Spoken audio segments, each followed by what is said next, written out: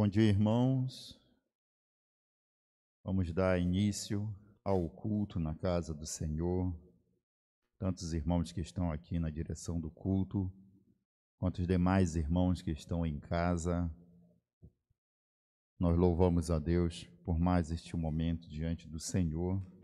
E vamos dar início fazendo uma leitura em 1 Timóteo, capítulo 6, do versículo 13 ao versículo 16. É uma leitura conjunta para que todos participem nessa leitura junto conosco, que aqui estamos. 1 Timóteo, capítulo 6, do versículo 13 ao versículo 16.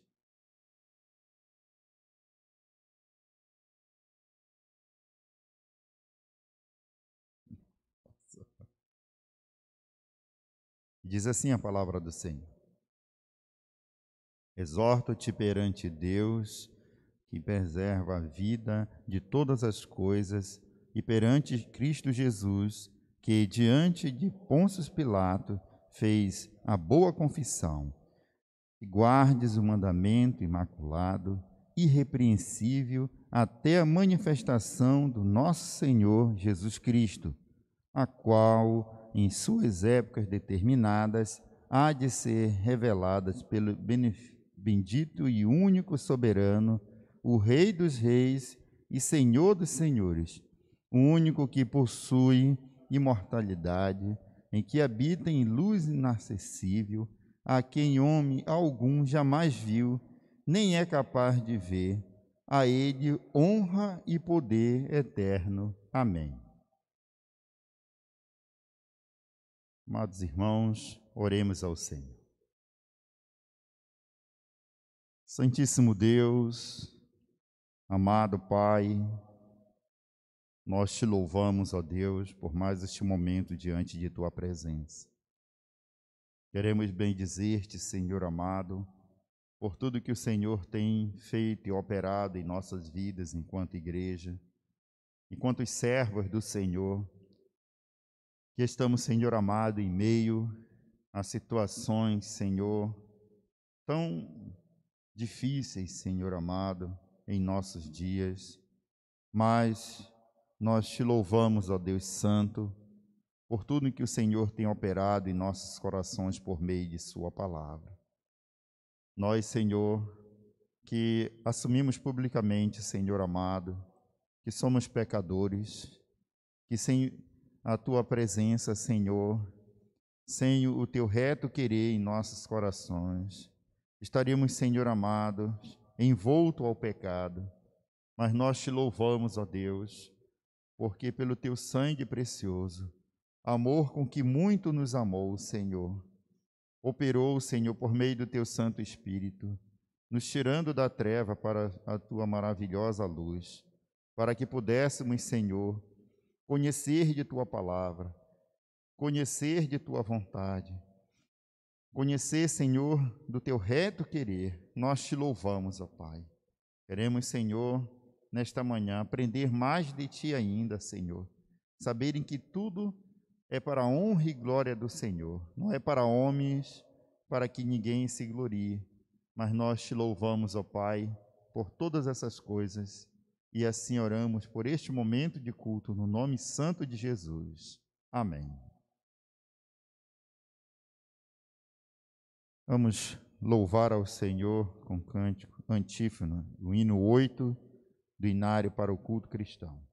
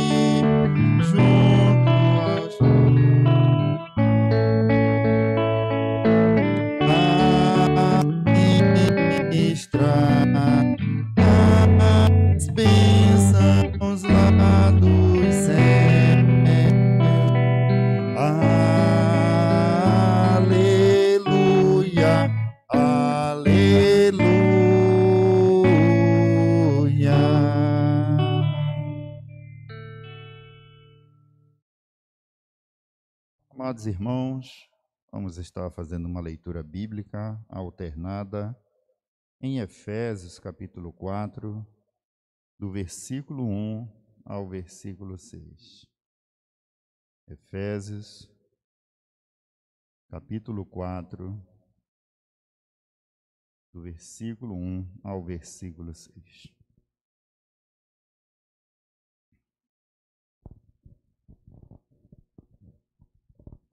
Leitura bíblica alternada, e diz assim a palavra do Senhor.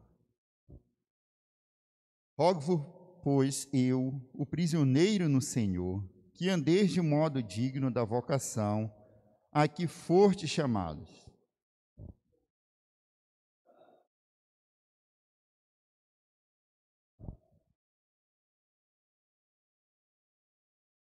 Esforçando-vos diligentemente por preservar a unidade do Espírito no vínculo da paz.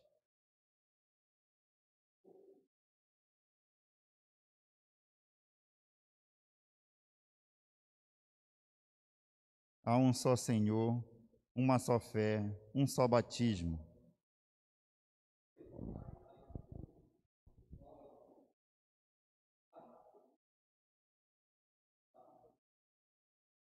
Amém.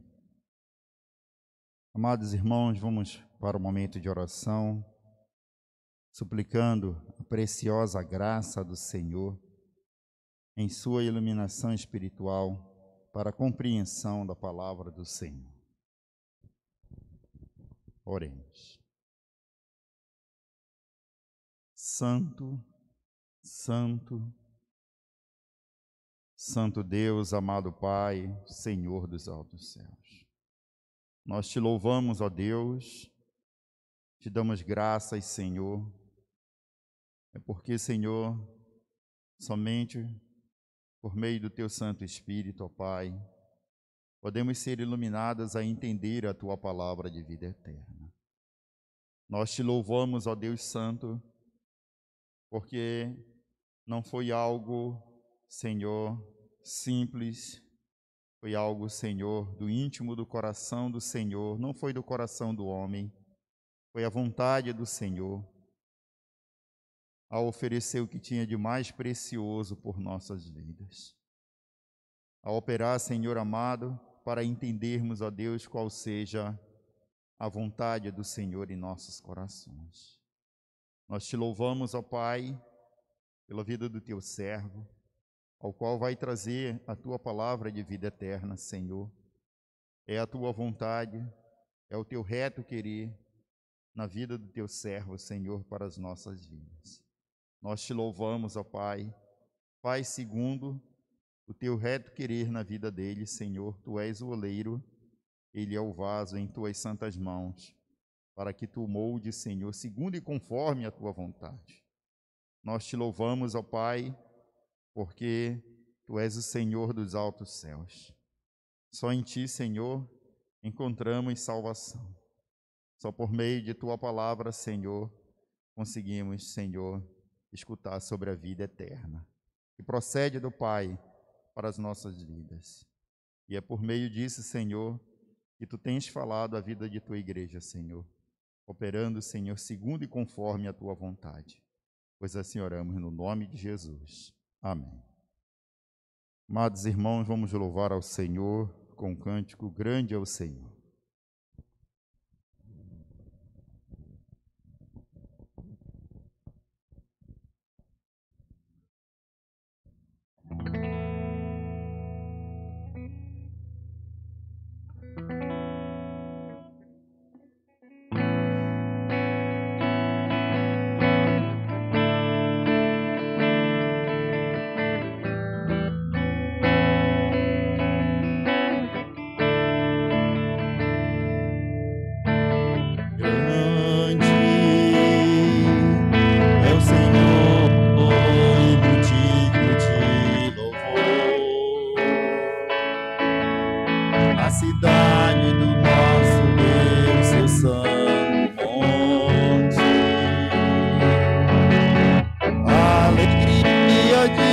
toda a terra.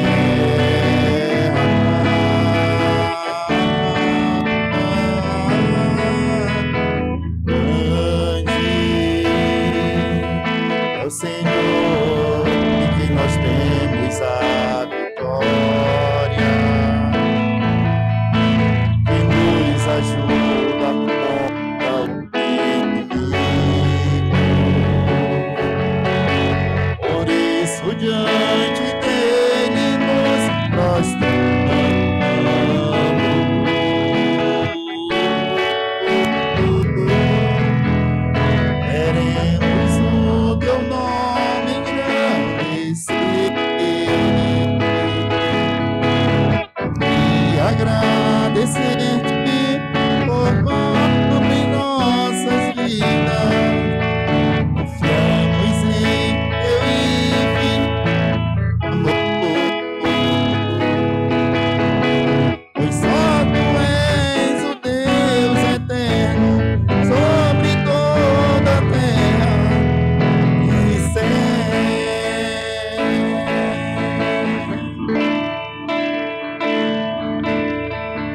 Queremos o teu nome engrandecer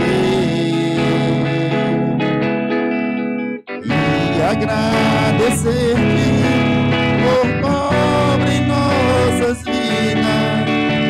Confiamos em teu infinito amor. Pois só tu és o Deus eterno sobre toda a terra e céu. Pois só tu és o Deus eterno sobre toda a terra e céu.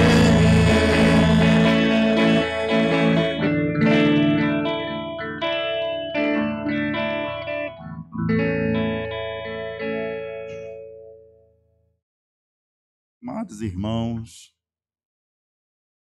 vamos estar atentos ao estudo desta manhã.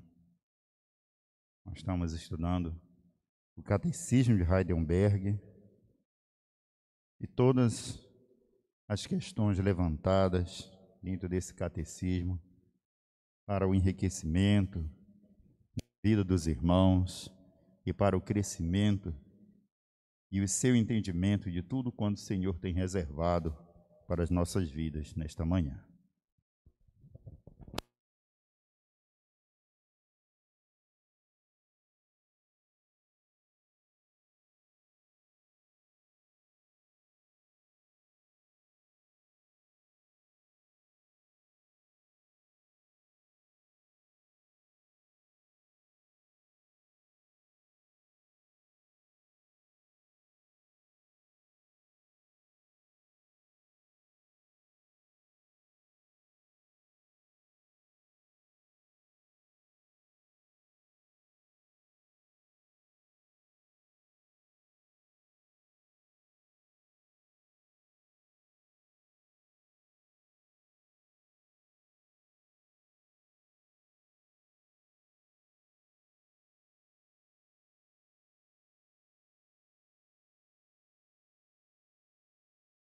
Alô, som.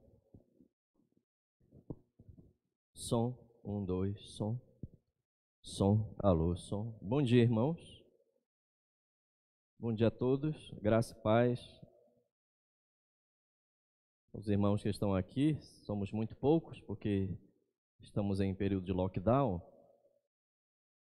E, irmãos, os irmãos que estão em casa, que o Senhor nos abençoe com a piedade e com a adoração em espírito e em verdade que o Senhor determinou a todos nós, irmãos, para que Ele fosse adorado conforme Ele determinou, pela sua palavra, por um coração regenerado. Eu vou pedir para os irmãos para acompanharem agora com algumas porções bíblicas, irmãos, uma vez que nós já estamos entrando no dia do Senhor 8. Hoje entramos num novo momento, que é o dia do Senhor 8, que é o conteúdo do Catecismo de Heidelberg, que vai trabalhar o credo apostólico. Então hoje será uma introdução à primeira ideia do Catecismo de Heidelberg na interpretação do credo apostólico. Vou pedir para os irmãos, os que estão aqui na igreja, são poucos, ficarem em pé e acompanhem, irmãos, nas suas casas, Deuteronômio, capítulo 6.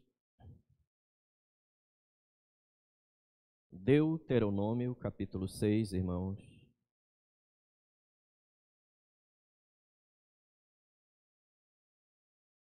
E os versos Deuteronômio capítulo 6 e o verso 4 apenas, onde nós lemos, irmãos: Ouve, Israel, o Senhor nosso Deus é o único Senhor. Irmãos, vamos para Isaías capítulo 44, o livro do profeta Isaías, no capítulo 44, e o verso 6, irmãos, onde nós também leremos: Assim diz o Senhor, Rei de Israel, seu Redentor, o Senhor dos Exércitos: Eu sou o primeiro e eu sou o último, e além de mim não há Deus. Vamos para o livro do Evangelho de Mateus, irmãos, no Novo Testamento, capítulo 3. Mateus, capítulo 3, e os versos 16 e 17. Mateus, capítulo 3, e os versos 16 e 17. Batizado Jesus, saiu logo da água. E eis que se lhe abriram os céus, e viu o Espírito de Deus descendo como pomba, vindo sobre ele. E eis uma voz dos céus que dizia: Este é o meu Filho amado, em quem me comprazo. Irmãos, João capítulo 14, desta feita, o verso 26. João capítulo 14,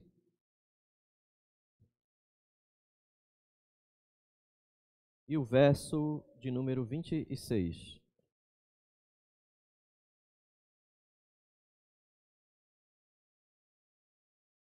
Mas o Consolador, o Espírito Santo, a quem o Pai enviará em meu nome, esse vos ensinará todas as coisas e vos fará lembrar de tudo o que vos tenho dito. Irmãos, vamos para mais duas passagens apenas. Segunda carta de Paulo aos Coríntios, capítulo 13.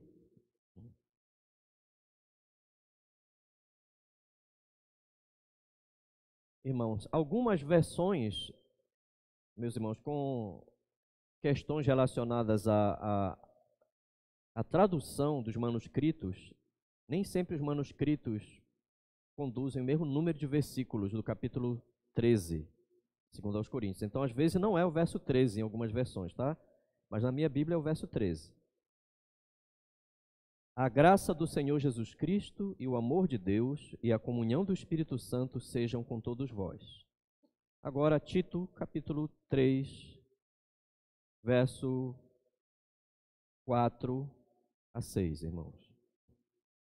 Tito, capítulo 3, verso 4 a 6.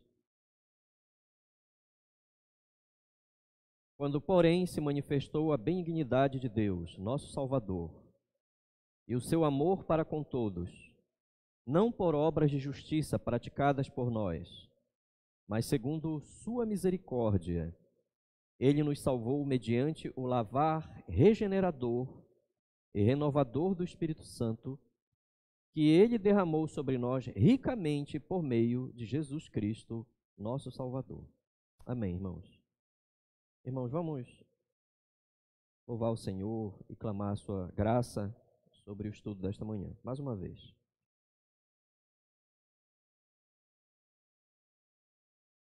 Senhor nosso Deus, Deus eterno, supremo e digno de toda a glória, digno de todo louvor, de ação de graças, porque todas as coisas pertencem a Ti, Senhor, quer nos céus, quer na terra, quer no mar, quer o tempo e as estações de nossas vidas. Por isso, Senhor, bendizemos-te, exaltamos-te, Senhor, por Tua graça, pelas Tuas misericórdias que duram para sempre. e que são motivo de nós não sermos consumidos, Senhor. Porque grande é a tua benignidade, Senhor. Nós nos humilhamos diante da tua presença, Senhor, santa e gloriosa, sabendo que tu és o nosso Deus e que tu te revelaste em teu Filho, para que, por meio do Espírito, nós tivéssemos a segurança de um chamado para a vida eterna, Senhor. Humilhamo-nos pedindo de contínuo, Senhor, a suficiência da tua graça pela tua palavra, Senhor. Lâmpada para os nossos pés é a tua palavra, Senhor, e luz para os nossos caminhos. Sustenta-nos, ó Senhor, na verdade. Abençoa-nos, Senhor, com a sã doutrina. Abençoa-nos, Senhor, com discernimento do teu Espírito para estas coisas que são excelsas, ó Senhor. Elas são gloriosas. Nós jamais chegaríamos a elas por nosso próprio raciocínio, Senhor, mas porque nos são dadas pela tua palavra, Senhor, nos são manifestas pelo teu Espírito, para que compreendêssemos as coisas de Deus, as coisas do teu reino, Senhor, e sobretudo a tua natureza santa em nossa salvação, Senhor. Nós agradecemos-te, Senhor, e te bendizemos, e pedimos, Senhor, que esta sã doutrina nos dê alicerce para dias difíceis, que nós estejamos firmados na tua graça, Senhor, em nome de Jesus. Amém, Senhor. Irmãos, podem sentar-se. Irmãos, pedi para o Lucas colocar aquele quadro, tá? Nós vamos iniciar aqui o Dia do Senhor 8, irmãos. E eu pretendo introduzir hoje o assunto das duas questões do Dia do Senhor 8, que a gente chama de a pergunta 24 e a pergunta de número 25. Irmãos, os dias do Senhor no Catecismo de Heidelberg, todas as questões dos dias 8 a 22 nos dão uma exposição clara do credo apostólico. Mas nos dão muito mais do que uma exposição clara, irmãos. Porque os 12 artigos do credo apostólico, irmãos, são afirmações da fé bíblica, que nos reporta até os primitivos cristãos, meus irmãos, dos primeiros séculos da era cristã, a igreja primitiva. Então, quando o Catecismo de Heidelberg se utiliza do credo apostólico, irmãos, ele não está pretendendo dizer, na época da Reforma, que o credo apostólico é suficiente para todas as questões do cristianismo, no sentido, meus irmãos, do enfrentamento que tem com o falso ensino, não. As pretensões da Reforma Protestante no século XVI, irmãos, quando surge, por exemplo, o Catecismo de Heidelberg, são muito maiores, confessionais, mas o credo apostólico é um símbolo que deve ser interpretado, irmãos, de fé. E esses artigos no Catecismo de Heidelberg são interpretados um a um, de forma mais específica, mais desenvolvida, com maior precisão, por causa das falsas doutrinas que surgiram, então, irmãos, relacionados a todos estes assuntos aqui que o credo apostólico vem expressar. Então, o Catecismo de Heidelberg não impõe arbitrariamente a sua interpretação sobre o credo apostólico. O que o Catecismo faz é fiel na interpretação do mesmo, à luz das Escrituras. Então, o Catecismo de Heidelberg toma os 12 artigos, tá? Os irmãos, se tiverem em mãos, é fácil achar isso no celular, ou se tem uma Bíblia reformada, no apêndice dela, você pega os 12 artigos do credo apostólico e vocês vão entender como o Catecismo de Heidelberg trabalhará. Ele trabalhará, meus irmãos, interpretando cada um desses artigos. Ele cria uma superestrutura doutrinária acerca das verdades da fé da igreja primitiva.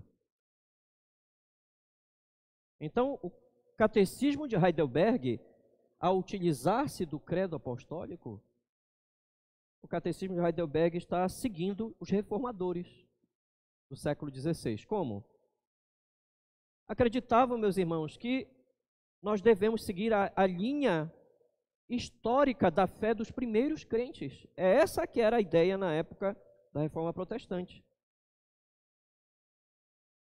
A Igreja Reformada, meus irmãos, quando surge a Igreja Reformada, ela tem uma preocupação, dado o desvio da Igreja pela Igreja Católica Apostólica Romana e de vários grupos segmentários, meus irmãos, porque a Reforma Protestante não foi o único grupo que se opôs à Igreja Católica Romana, mas a pretensão dos reformadores era voltar o máximo possível, que a Igreja retornasse fielmente e biblicamente aquilo que os primeiros cristãos criam e professavam, e se comprometiam com a sua fé.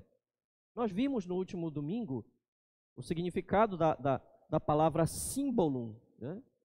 Aquele pedaço de caco de vaso quebrado que tem que se encaixar. É essa a ideia aqui, meus irmãos. A Reforma Protestante, ao criar o Catecismo de Heidelberg, está, na realidade, encaixando a fé verdadeira na outra fé verdadeira dos primeiros cristãos. Irmãos, muitas pessoas não percebem esse movimento na Reforma. Por exemplo, o que são as Institutas da Religião Cristã de Calvino? 1.500 páginas. As Institutas da Religião Cristã de Calvino são uma interpretação do credo apostólico. 1.500 páginas interpretando esses 12 artigos do credo apostólico.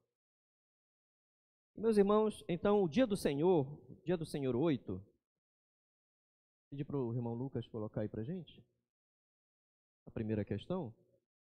O dia do Senhor 8 começa com duas questões, meus irmãos.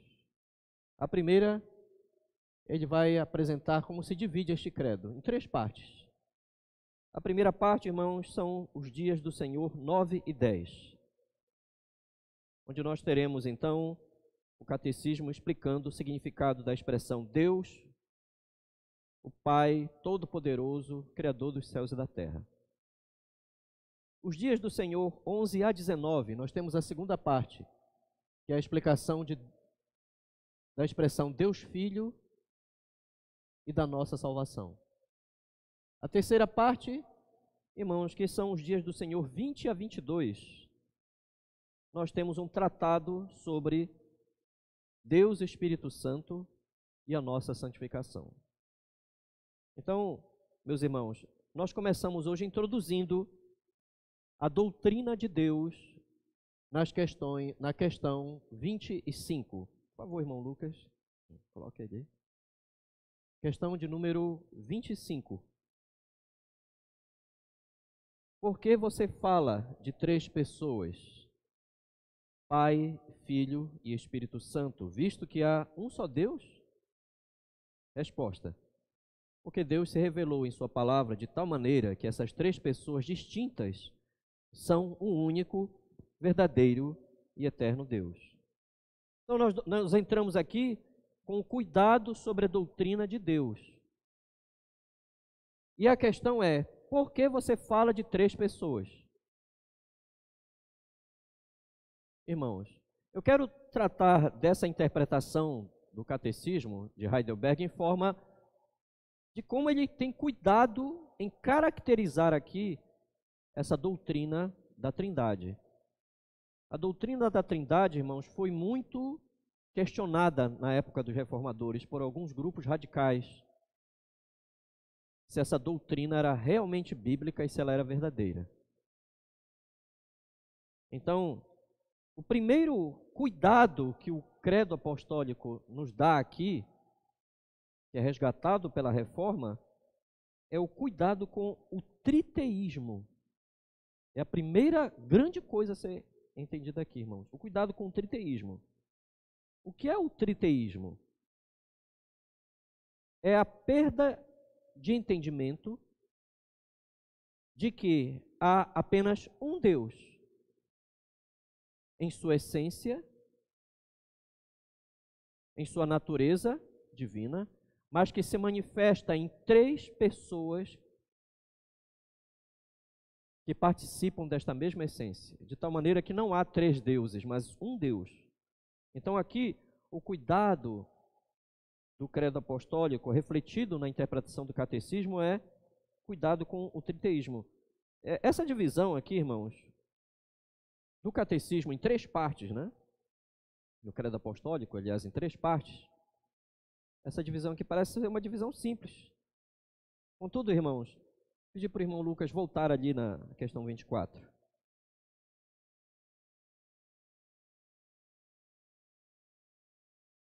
Ela precisa de uma explicação cuidadosa para que uma pessoa não chegue ao absurdo do triteísmo.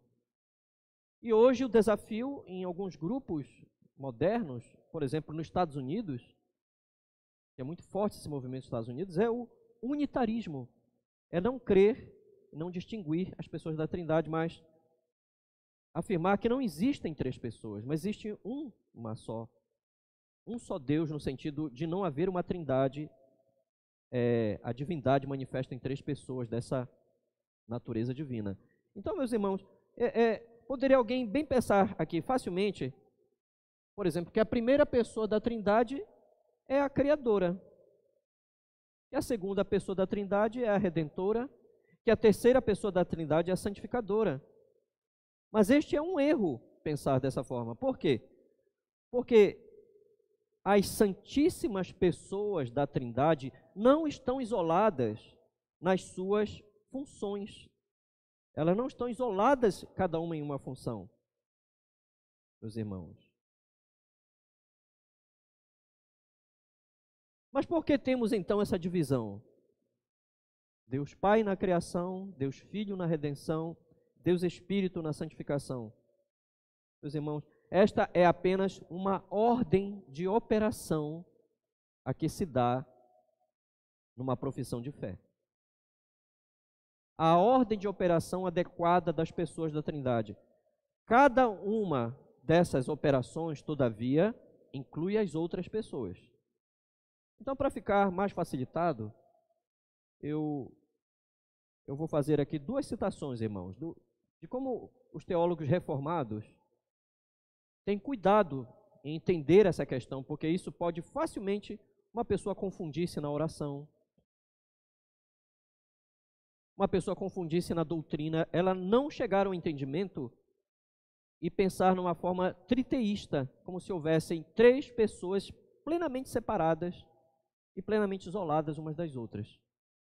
Tá? Essa é uma questão doutrinária muito séria, como nós vamos ver ao longo desse estudo. A primeira citação aqui, que o irmão Lucas vai colocar ali, é a citação de Zacarias Ursinos.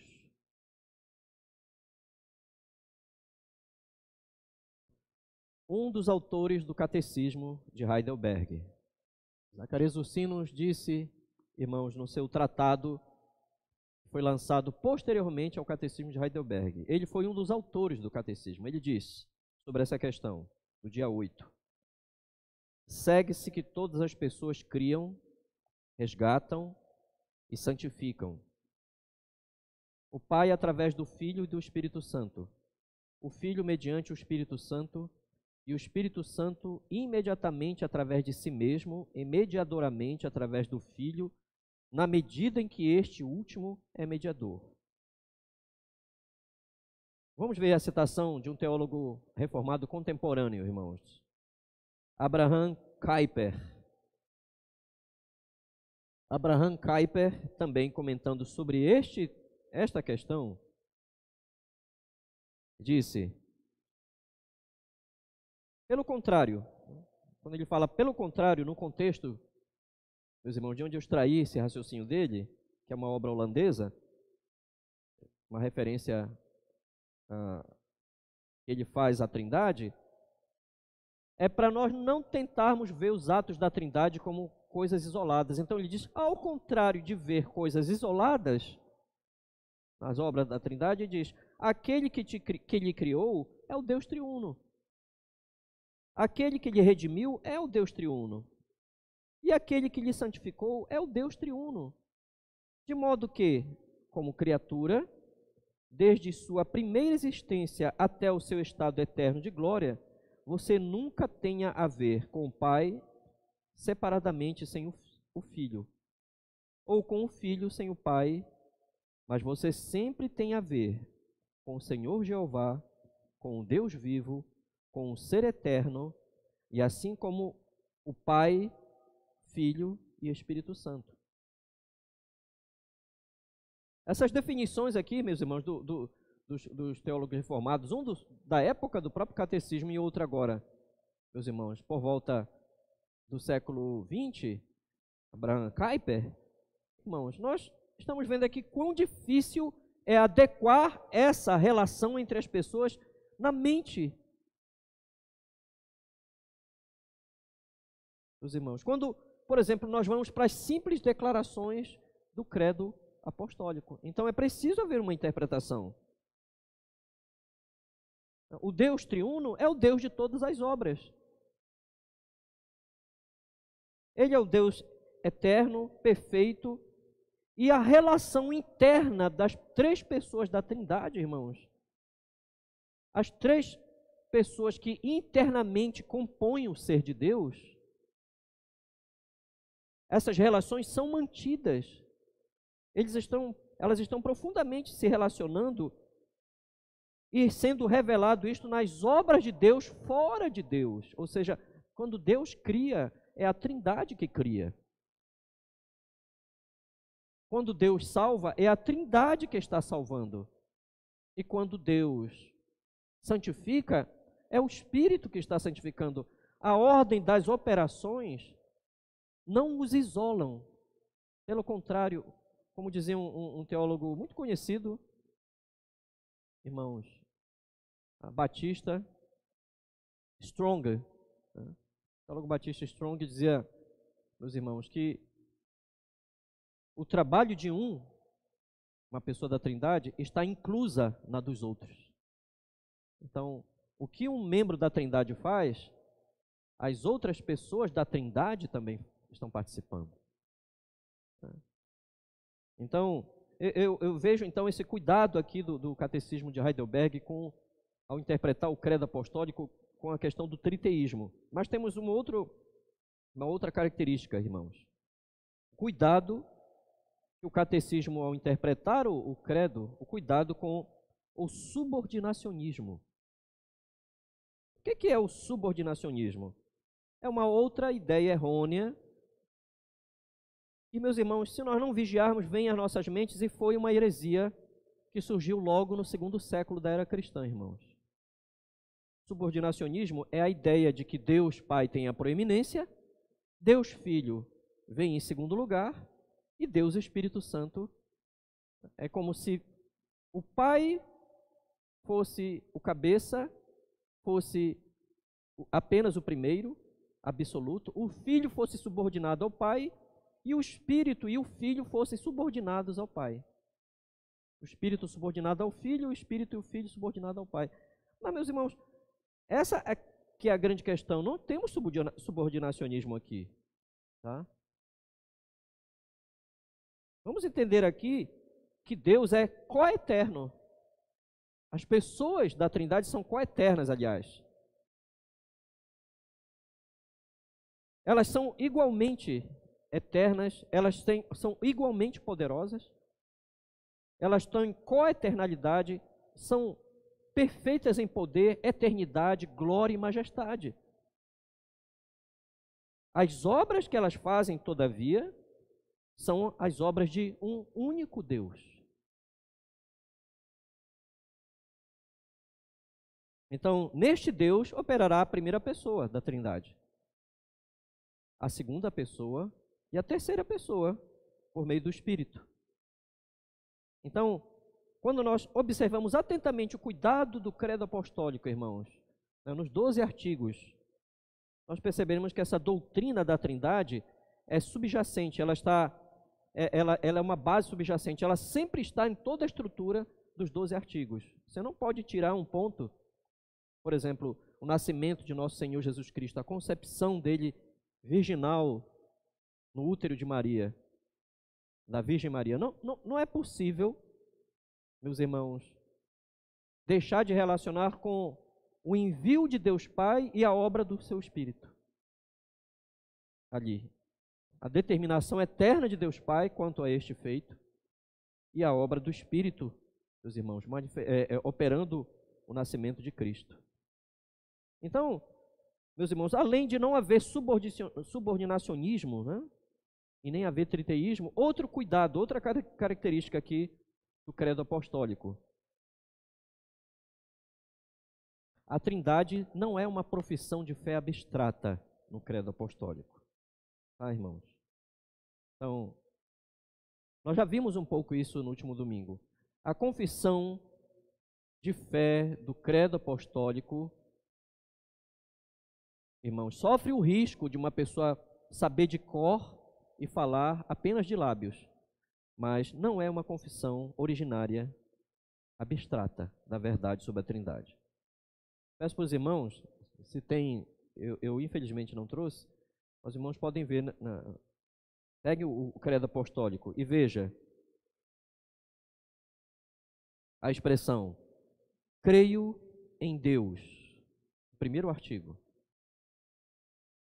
Creio em Deus Pai Todo-Poderoso. Aí quando vem no segundo artigo, e em Jesus Cristo. O oitavo artigo, creio no Espírito Santo. Vocês notem que a expressão creio em Deus só aparece no primeiro artigo. Não se repete nem no segundo e nem no oitavo, ao falar do Filho e das suas ações históricas, do Espírito Santo na história, na igreja e na santificação dos eleitos. Não, meus irmãos. Essa não é uma fé abstrata. Creio em Deus tem a ver com a questão da criação. Creio em Deus tem a ver, meus irmãos, com o nascimento e a concepção virginal de Cristo. Aliás, com a concepção, virginal de Cristo. A sua morte, a sua vida, a sua morte, sua obra na terra, quando ele voltará e julgará vivos e mortos, e com a obra do Espírito Santo, no chamado da igreja e na santificação do povo de Deus. Então, meus irmãos, a fé original da igreja primitiva não cria num Deus abstrato, cria num Deus que está na história. O Deus que criou todas as coisas, o Senhor da criação, o Senhor que é transcendental, vive na eternidade, de eternidade a eternidade, meus irmãos, Ele está além do tempo e da história. Ele está além do tempo da história. É Ele que vem até nós para a nossa salvação. É Ele que adentra a história. Ele é a razão do nosso existir e Ele vem a esta existência encarnado em um homem, numa existência humana, e Ele é a razão da nossa salvação. E o seu Espírito ainda aplica o que aquele Messias, eleito de Deus, conquistou na sua obra. O Espírito Santo é quem aplica isso aos corações dos eleitos durante a sua vida terrena. Então nada é abstrato aqui nessa confissão, irmãos. Então a Trindade não é uma confissão abstrata, né? É uma confissão de fé que envolve a nossa existência nesse mundo, irmãos. Eu quero distinguir mais um aspecto característico aqui do credo apostólico, irmãos.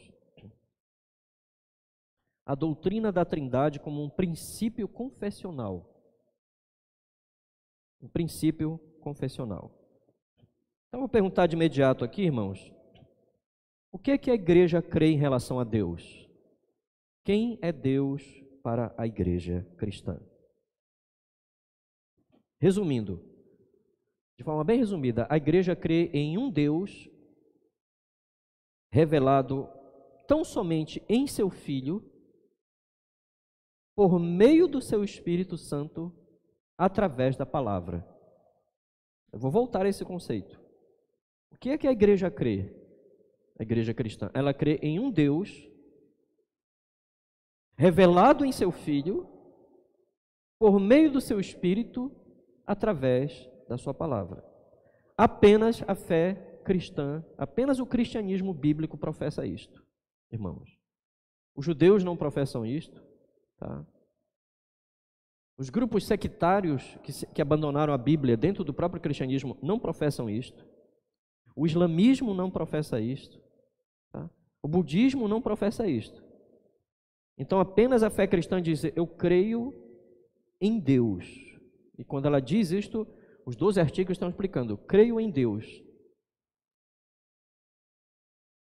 Um único Deus que se revelou através do seu Filho, pelo seu Espírito.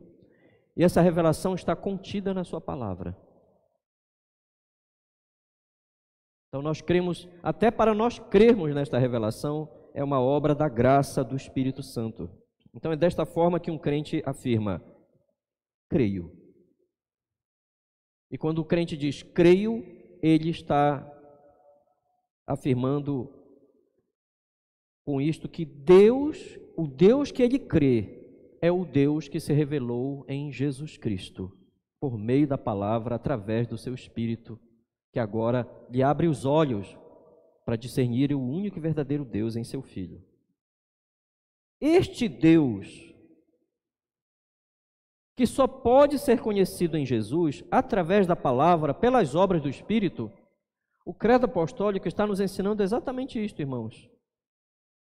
Que este Deus não pode ser conhecido diretamente. Eu vou usar um texto bíblico aqui para ilustrar isso, irmãos. 1 Timóteo, capítulo 6, versos 15 e 16. Abram, por favor, ali. 1 Timóteo, capítulo 6, versos 15 e 16.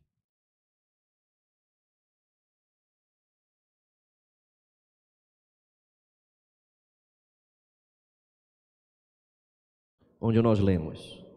Vejam, o apóstolo Paulo diz aqui que Deus é o único em soberania, no verso 15. Ele, quando exalta ao Senhor, ele diz, único soberano, Rei dos reis e Senhor dos senhores. Então, ele está dizendo aqui, meus irmãos, que todo o poder está sujeito a este Deus. Ele é que determina quem vai ficar de pé, quem vai cair. Então, ao sabor da sua vontade, segundo o seu reto querer. Ele é o Rei dos reis, ou seja, não tem rei que suplante seu poder, e ele é o Senhor dos senhores. Então, todo o poder, todo o ofício na existência depende dele. Mas o que eu quero destacar aqui é o verso 16, irmãos, onde nós lemos, o único que possui imortalidade, que habita em luz inacessível, a quem homem algum jamais viu, nem é capaz de ver, a ele honra e poder eterno. Amém. Está dizendo aqui que Deus é o único que tem imortalidade, isto é, Deus é eterno. Deus, por ser eterno, Deus é o único que detém, por exemplo, a vida e a felicidade. A existência de Deus é uma existência eterna. Ela não tem limites. E ela não tem limites nas suas perfeições.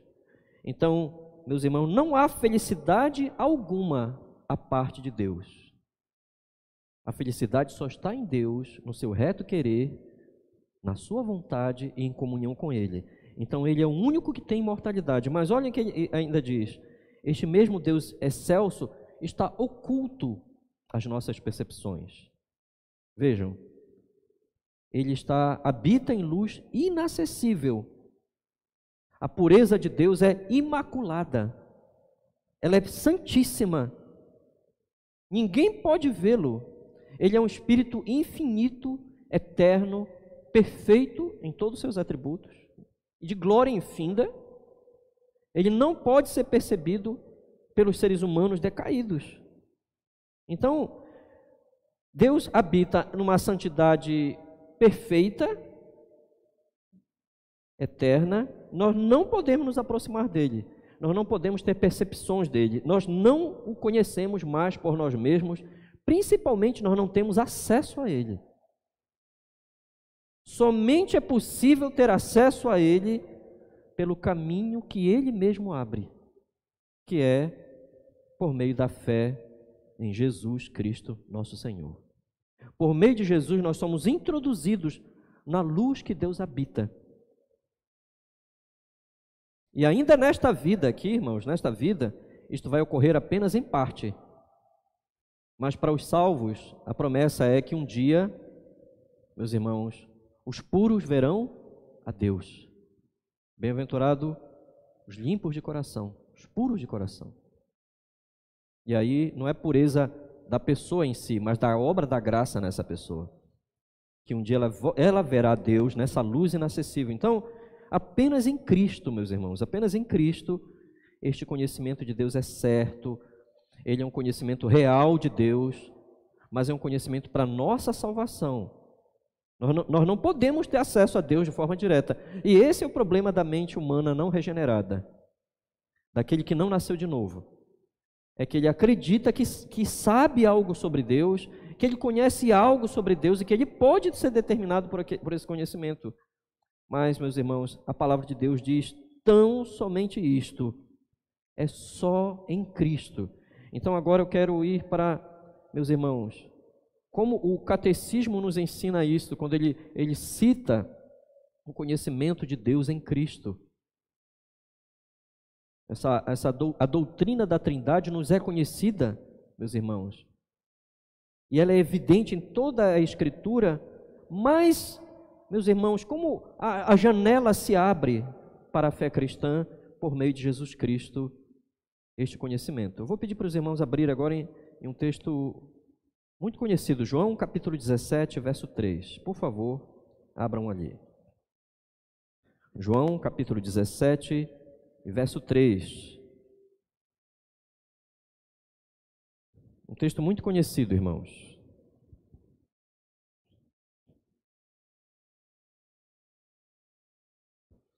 E a vida eterna é esta, que te conheçam a ti, o único Deus verdadeiro, e a Jesus Cristo, a quem enviaste. Nós temos a tendência de pensar que uma pessoa primeiro vai conhecer a Deus e a Jesus nesse texto, e depois ela terá a vida eterna. Mas a ideia do texto é mais profunda. Conhecer o único e verdadeiro Deus em Jesus Cristo é a vida eterna. Conhecer e ter vida eterna estão tão relacionados que não dá para a gente separar aqui no texto, irmãos. Todo conhecimento de Deus é sempre um conhecimento relacional. A pessoa que tem um verdadeiro conhecimento de Deus, ela não tem apenas a ideia da existência de Deus. Ela tem comunhão com Deus. Quem conhece a Deus de fato tem comunhão com Deus. É o Espírito Santo que une um pecador pela fé, une esse pecador a Cristo. É por isso que o Senhor Jesus Cristo está dizendo aqui, e a vida eterna, a experiência dela é esta, que te conheçam a ti, o único Deus verdadeiro, e a Jesus Cristo, a quem enviaste. Então, uma pessoa unida a Cristo pelo Espírito Santo, ela terá o conhecimento de Deus através de Cristo, por meio do Espírito. Vejam como esse conhecimento é impossível do Deus Trino, irmãos, sem a própria obra desse Deus Trino em nós. Então, meus irmãos, isso nos ensina algo grandioso aqui no Credo Apostólico, interpretado pelo Catecismo. O conhecimento do verdadeiro Deus, do Deus das Sagradas Escrituras, não é um conhecimento resultante da lógica humana. Não é mais uma dedução da lógica humana, das noções humanas e racionais. E nesse sentido, então, eu tenho que dizer para os irmãos, para os amigos, aqueles que vierem a acompanhar esse estudo, que as provas, chamadas as provas acerca da existência de Deus, devem ser consideradas insuficientes, não por causa de Deus, mas por causa da própria condição da pessoa humana. O próprio estado humano. Uma pessoa não chegará a um conhecimento de algo por leis naturais que ela possa ascender a esse Deus triuno, santo e perfeito. Pelo contrário, meus irmãos, este conhecimento de um Deus triuno, que é um em sua essência, mas manifesto em três pessoas, e que ele age em prol da criação, da redenção e da santificação do seu povo, esse Deus triuno, meus irmãos, será impossível a mente humana aceitar e compreender. Irmãos, eu tomei a liberdade de analisar brevemente o que estava acontecendo com o mundo antes da dimensão desse vírus mundial, essa pandemia em todo o mundo. Então eu me reportei para o ano de 2019. Irmãos, eu descobri que em 2019, a Universidade de Kent, na Inglaterra, pesquisou no Brasil e mais outros quase 8 países, China, Estados Unidos, Inglaterra. O Brasil foi um dos países contemplados com essa pesquisa, em que eles analisaram a crença em Deus. Quem cria de fato em Deus? Então esse documento foi chamado de Understanding Unbelief. Incredulidade compreendida, ou compreendendo a incredulidade. E esse documento mostrou algo surpreendente sobre os chamados ateus e agnósticos. O ateu não crê que Deus existe, e o agnóstico é aquele que acha impossível algum tipo de conhecimento de Deus. Se há esse Deus, ele não pode ser conhecido. Então, a pesquisa revelou o seguinte, que a grande maioria nesses países, inclusive o Brasil, de ateus e agnósticos, não crescem, a grande maioria não cresce em lares sem religião. A grande maioria deles afirmou ter nascido em uma família cristã. Numa família de crentes, ou que professavam a fé cristã. Isso demonstra, irmãos, é muito alto o número, 73% de pessoas que afirmam ser ateias e agnósticas dizem ter nascido no lar cristão. Isso nos mostra, irmãos, que conhecer e professar quem Deus realmente é, pelas Escrituras, não é resultado da mente humana. A própria mente humana não tem essa percepção e não vai chegar a essa percepção por ela mesma. Então eu digo a você, meu amigo, nesta manhã, se você não está em Cristo, se você não depende do conhecimento de Deus nele, através do Espírito Santo, nenhum raciocínio humano pode levá-lo a perceber quem Deus de fato é. Ou talvez você venha a dizer, mas eu penso sobre Deus, eu até falo sobre Deus, eu tenho que lhe dizer que esse seu raciocínio sobre Deus é falso. É um raciocínio humano sobre Deus. E quando você faz afirmações sobre Deus, você não está fazendo afirmação sobre o mesmo Deus que se revelou nas Sagradas Escrituras. Esse Deus que você cita, que fala, que não é perfeitamente justo, perfeitamente santo, infinitamente em glória, que habita em luz inacessível e tem toda a imortalidade em si, e tem todo o poder em si, e que não pode ser descrito, não pode ser alcançado. Meus irmãos, meu irmão e meu amigo, Se você acredita num Deus diferente desse Deus das Escrituras, tenha certeza de que é a sua mente que está lhe enganando. É um ídolo da sua mente. A sua mente, por si só, jamais pode ser convencida de que há um Deus transcendental, triuno, mas que também é um Senhor pessoal da salvação. Ele é um ser pessoal, ele não é determinado por qualquer pensamento que tenhamos a seu respeito, ele é independente dos nossos pensamentos. Por si só não pode chegar a isso. A Santíssima Trindade é a revelação de quem Deus é a revelação do Deus vivo, do Deus glorioso que determina a própria realidade.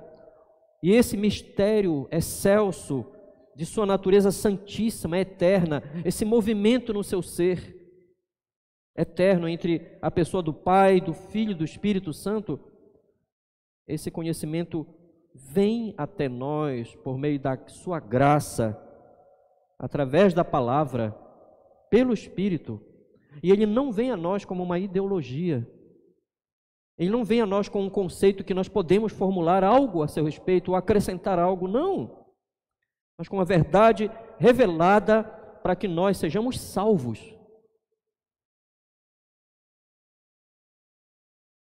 Irmãos, vocês conhecem aquelas pessoas que elas são curiosas para saber coisas de teologia, não é verdade?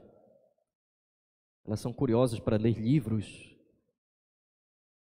participar até de palestras, assistir documentários, mas tenham certeza, meus irmãos, que isto não significa conhecer a Deus. Nós não podemos alcançá-lo por nós mesmos, porque todas as vezes que o verdadeiro conhecimento de Deus se manifesta à mente humana e ao coração humano, ele se dá pela palavra, através do Espírito Santo. Isso traz salvação, traz comunhão, restaura aquela pessoa para que esteja em comunhão com Ele. Eu quero lhe dizer esta manhã que ao ouvir o chamado Evangelho, quando você ouve, meu amigo, o chamado Evangelho, cada ato desta trindade está relacionada à condição de um Deus infinitamente santo, glorioso e eterno, a sua necessidade de salvação e de vida eterna.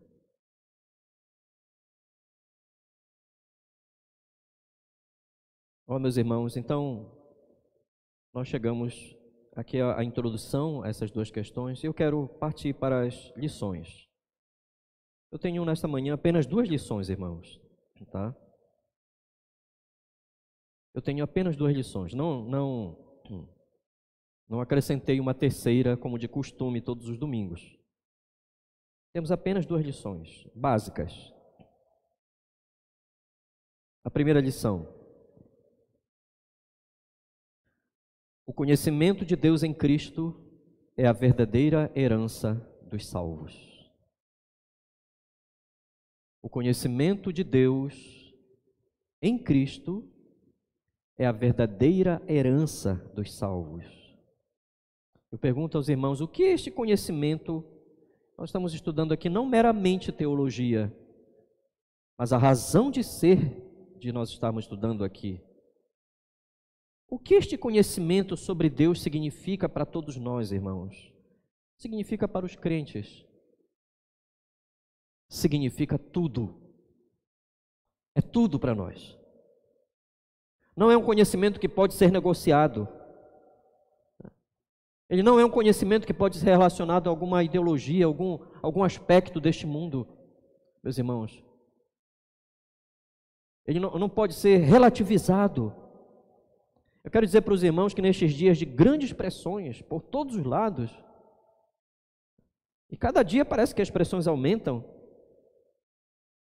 lembremos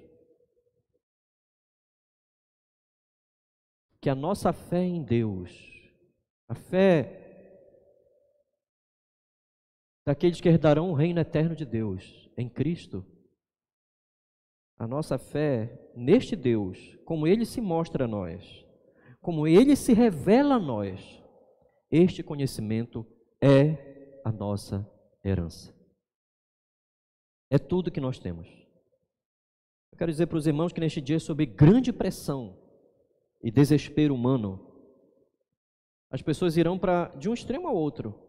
Ou elas acreditarão em tudo, alguma forma de escape,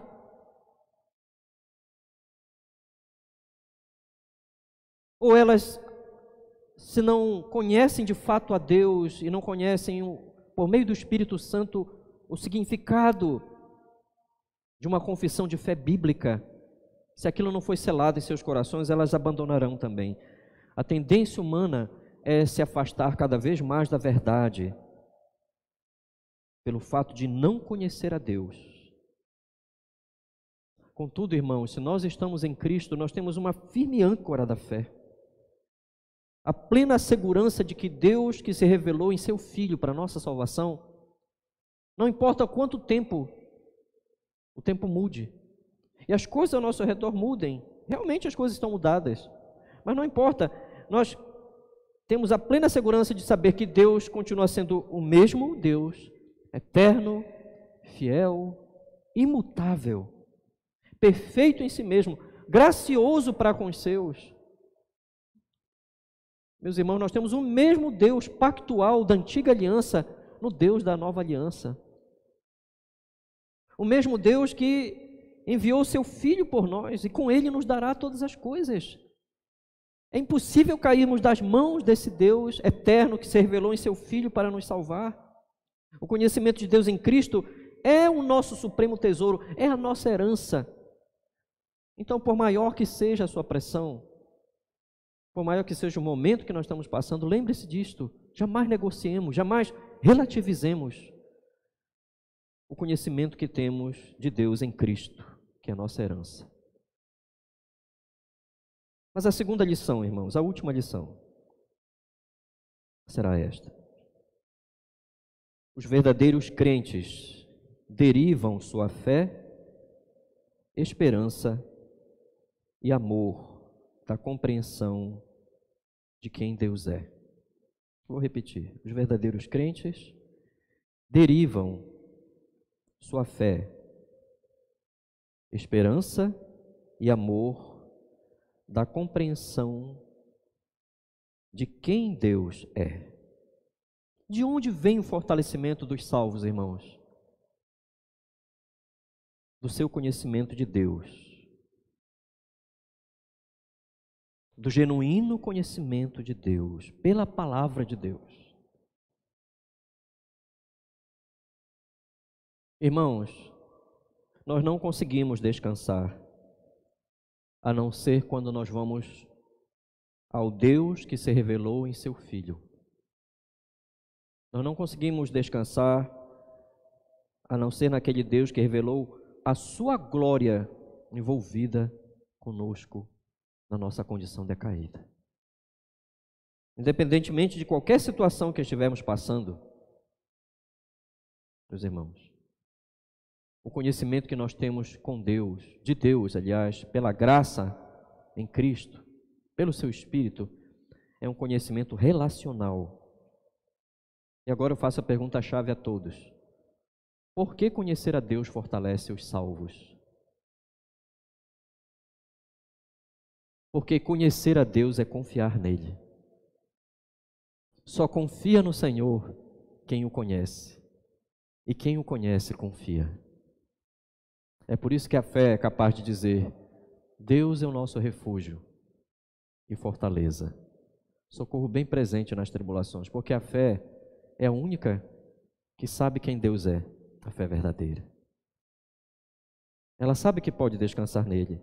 A genuína fonte de fortalecimento, de descanso, seguro, é o fato de que o Deus das Escrituras é o Deus da aliança da nossa salvação. É o Deus que se revelou em nossa salvação. O mistério do seu ser transcendental, triuno, se mostra a nós em nosso chamado para a salvação. Um Deus que nos criou, um Deus que nos redime dos nossos pecados e um Deus que santifica os nossos corações, enviando a nós a sua palavra. Meus irmãos, vejam que uma pessoa que conhece a Deus é uma pessoa que confia em Deus. Vejamos algumas poucas passagens sobre isto, irmãos. Salmo 9, verso 10. Vamos para o Salmo 9, versículo 10, irmãos.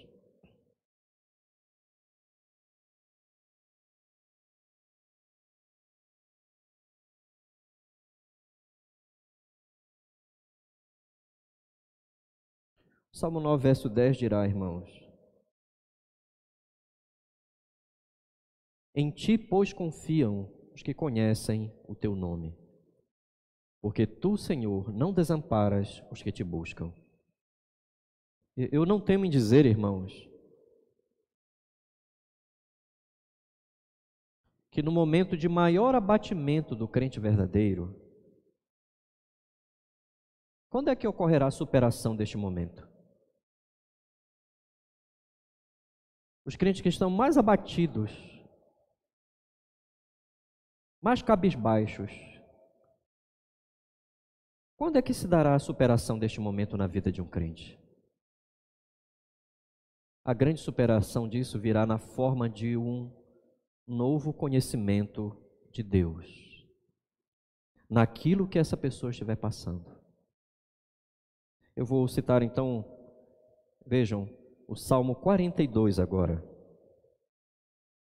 Vejam o Salmo 42, irmãos, onde o salmista está realmente mal. Mas ele diz, no último versículo: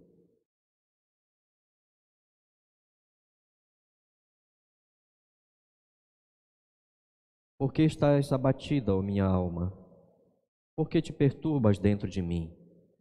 Espere em Deus, pois ainda o louvarei a Ele, meu auxílio e Deus meu.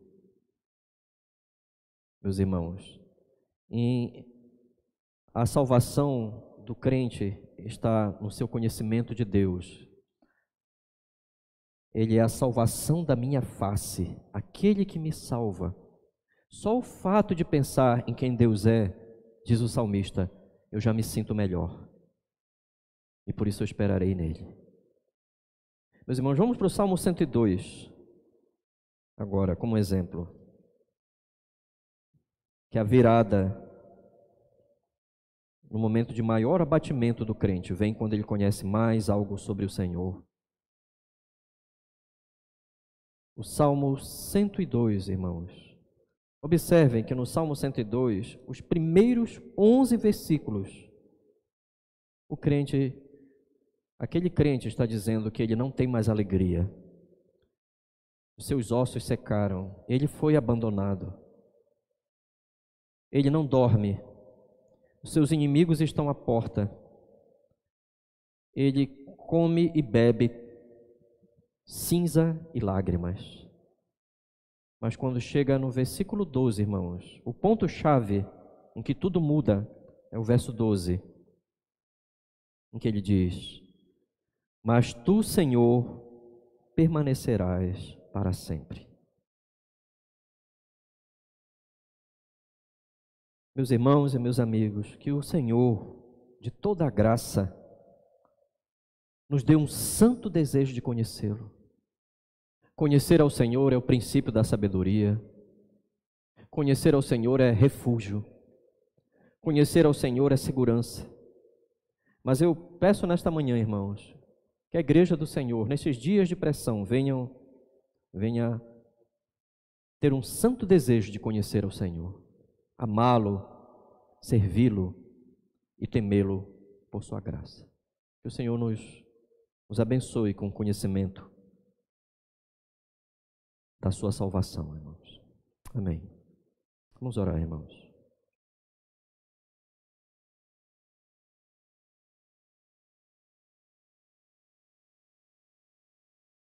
Senhor nosso Deus, porque para nós bom é nos aproximarmos do Senhor. Colocamos no Senhor a nossa confiança para anunciarmos todas as suas obras. Bendito seja o Senhor é a porção do nosso cálice, o Senhor é a nossa herança, o Senhor é o arrimo da nossa sorte. Caem-nos as divisas em lugares amenos, é muito linda a nossa sorte. Bendito seja o Deus da nossa salvação. Bendita seja a tua graça revelada em teu Filho. Bendito seja o teu Espírito Consolador, Senhor, que nos anima e nos acende o amor, ó Deus eterno. Nos dá o fervor e nos une a Cristo, Senhor. Bendita seja a tua graça preciosa. O Senhor é a nossa herança. E tudo que temos resume-se a isto, Senhor, em conhecer a Ti e ao Teu Filho amado a quem enviaste, Senhor.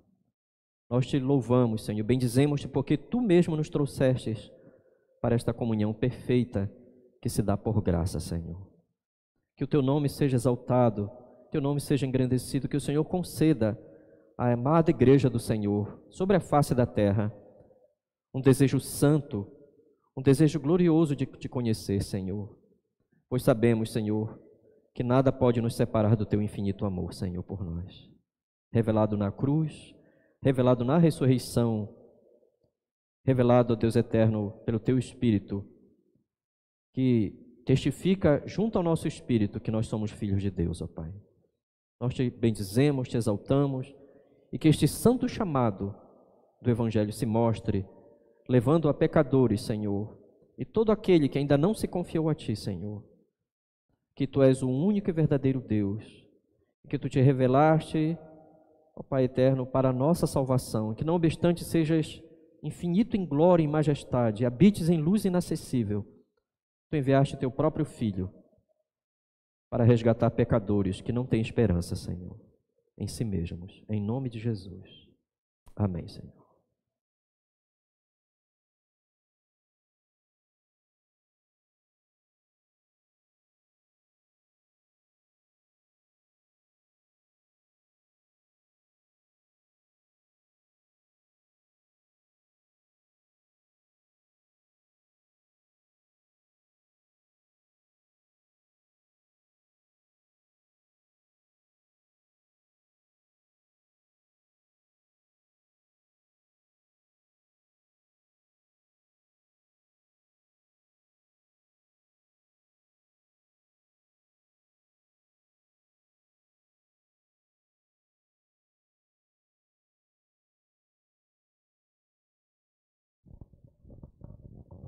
Amados irmãos, vamos para o momento de dedicação e vidas e bens na casa do Senhor. Vamos fazer uma leitura em 2 Crônicas, capítulo 29, versículo 30 e 31.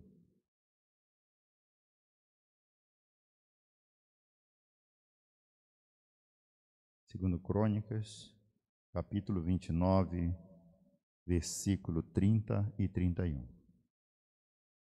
É? Tá? É uma leitura conjunta.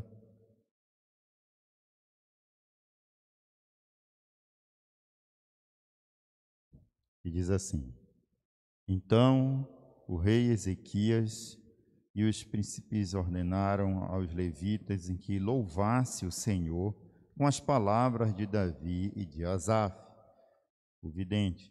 Eles fizeram com alegria e se inclinaram e adoraram. Disse ainda Ezequias: Agora vós congregastes e vós mesmo ao Senhor chegai-vos e trazei sacrifícios e ofertas de ações de graças à casa do Senhor.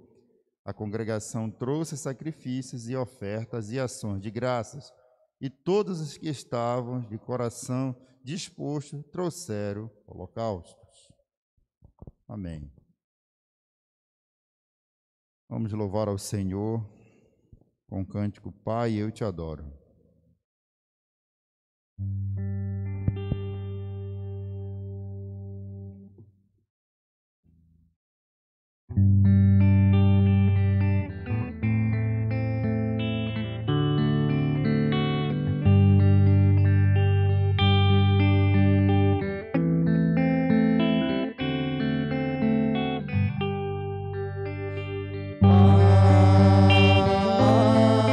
Eu te adoro.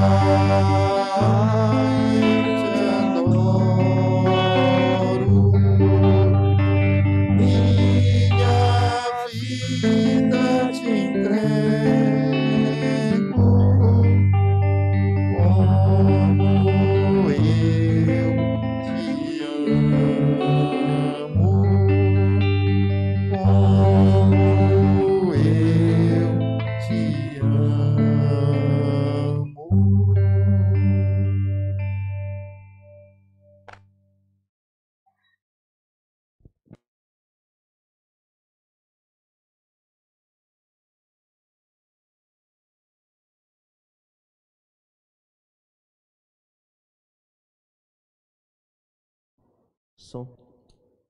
Alô, som. Irmãos, nós vamos encerrar esse momento de culto.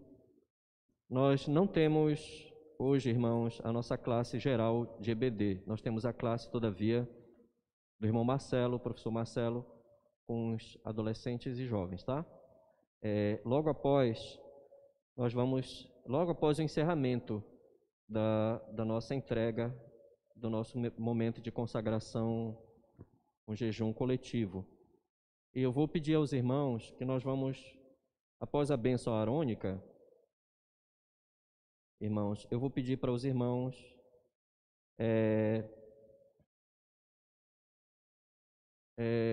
peguem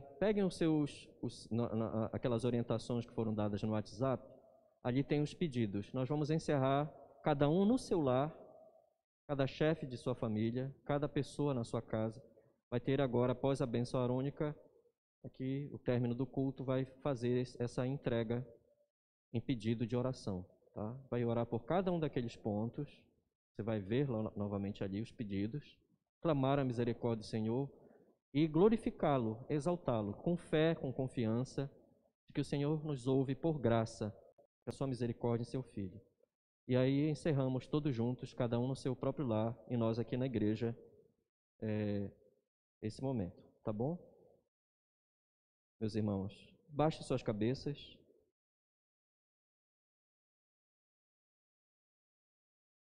O Senhor te abençoe e te guarde. O Senhor faça resplandecer o rosto sobre ti e tenha misericórdia de ti. O Senhor sobre ti levante o rosto e te dê a paz. Amém. Deus abençoe, meus irmãos.